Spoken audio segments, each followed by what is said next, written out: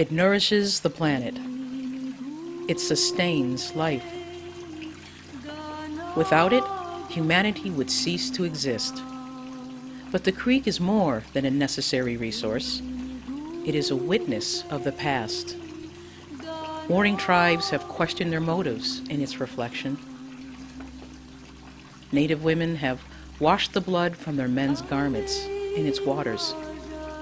But while the creek's current seems to have swept away the wars of the native people, the creek continues to reflect the conflicts of today.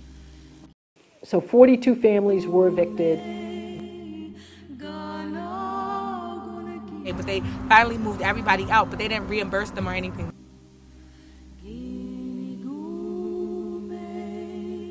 We basically started lobbying for something called underground storage. No chlorine, no very small above ground building, if any. So that happened in August. In November, the county exec made his own decision, unilaterally. We're going to build a reduced, a smaller sewage plant. It's a neighborhood that has more than its share of problems already. And the county decided that this was the best place to build the first regional treatment facility, the first mini sewage treatment plant. And from an engineering and geological perspective, there is an argument for doing this. You have sewage trunk lines that come together in that area, so you already have a lot of pipes, sewage pipes that come together in that neighborhood. So you want to build a sewage treatment plant where you already have the existing infrastructure to convey the sewage to the plant. And it's also a low point. It's right by the creek. It's one of the low points in the area. And so, geologically there are, and from an engineering perspective, there are reasons to do it.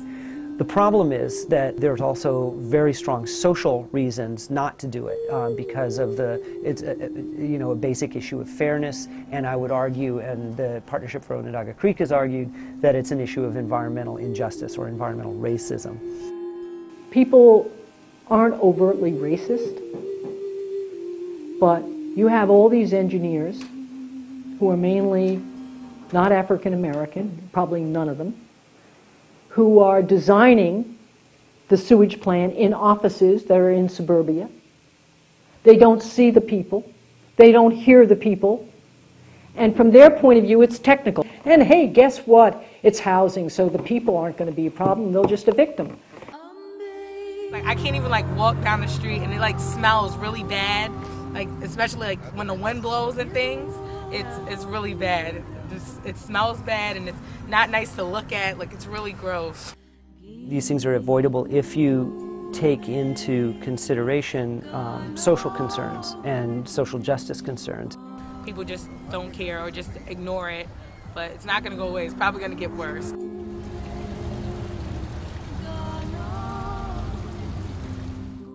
Hundreds of years ago, the creek carried the great peacemaker to meet the chiefs of 5 neighboring tribes.